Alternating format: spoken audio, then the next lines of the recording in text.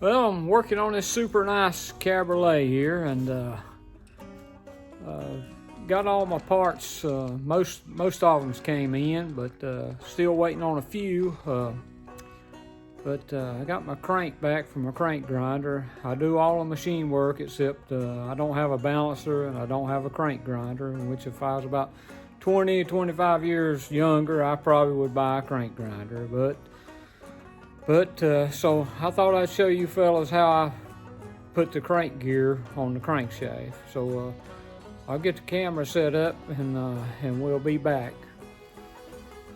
Okay, I got my hot plate set up. You can tell it's cold, so I'm gonna turn the power on. I got my crank sitting here, and I got my crank gear pusher, T and A, that I notched to if it don't fall on, I can peck it on down. Got the crankshaft sitting on a Model T transmission gear, so I keep the dowels up off the floor so it'll sit up. And I've got a heat temperature stick, 400 degrees. We're going to heat it up till it melts the stick. And I usually don't. I guess I better plug the hot plate in first, but I usually don't do a heat stick. I just go by, I don't know what you call it, just know when to put it on. But just for the viewer's sake, I'm going to use a temperature stick.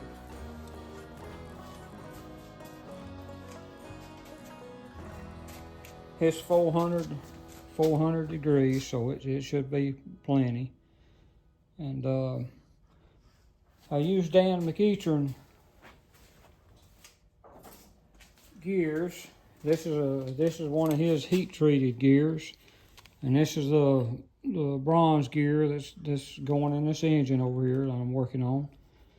That's going in the cabriolet, and so we'll heat this thing up and drop her on.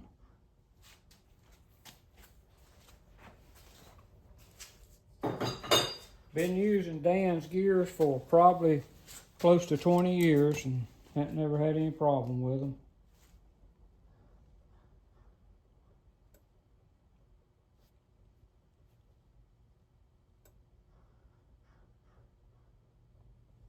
I was going to stop the camera and then start it back when the gear got hot enough, but for the viewer's sake, I'll leave the camera on, and this will be actual time, so you'll know pretty close to how long it takes to heat one up. And this is just a one burner hot plate like you buy, I guess, anywhere at Walmart or anywhere. I've had this one for years, don't even remember where I got it.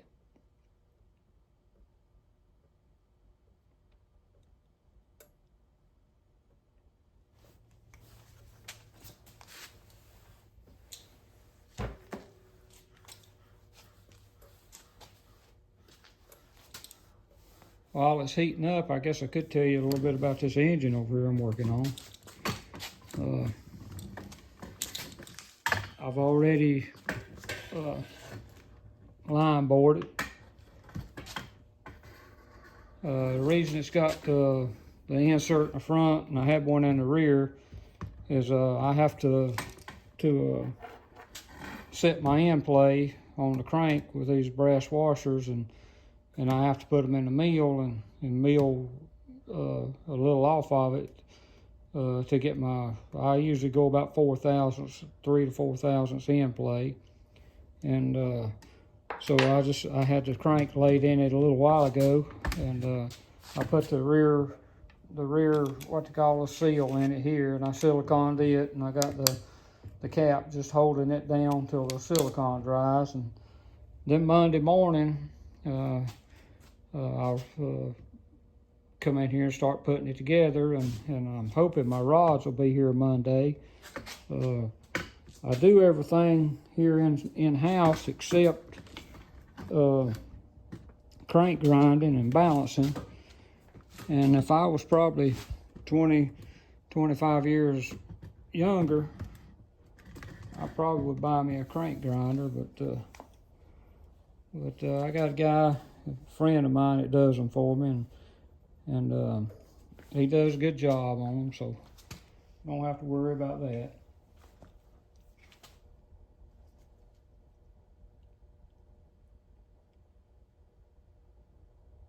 I'm gonna put a little oil on the crank before that gear slips on.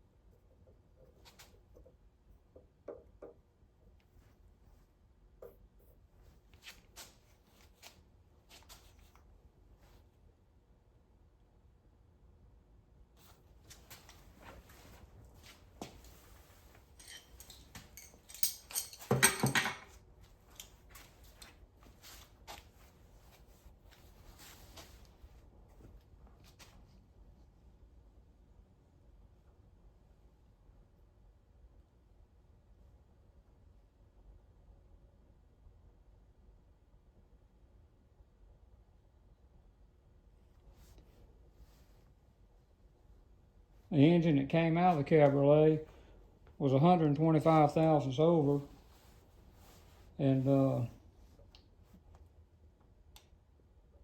so we decided rather than sleeve it back to standard, we found another good block, and so I bored it out and put new valves and valve guides, and so save him a little money from trying to sleeve it back. I've got the sleeves here to do it. It's just a lot of work.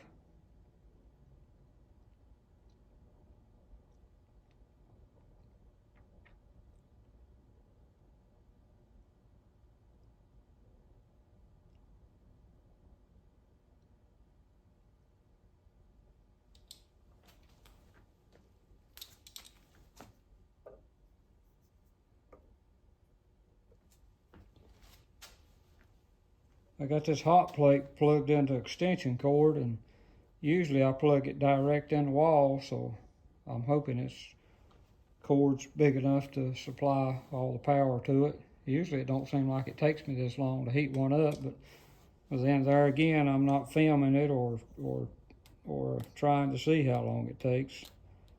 I'm usually doing a little something else while it's heating up instead of standing here just staring at it.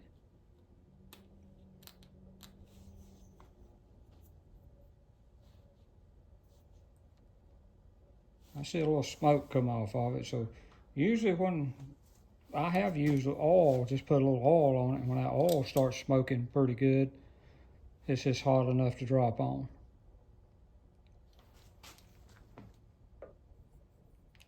Yes, there we go.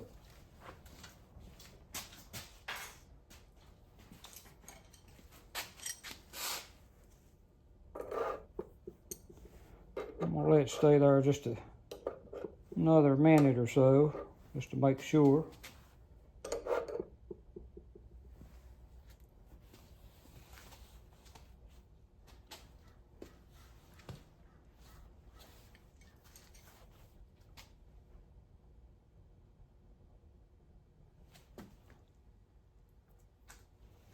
I think we ought to be good to go now. Get a hold of it here.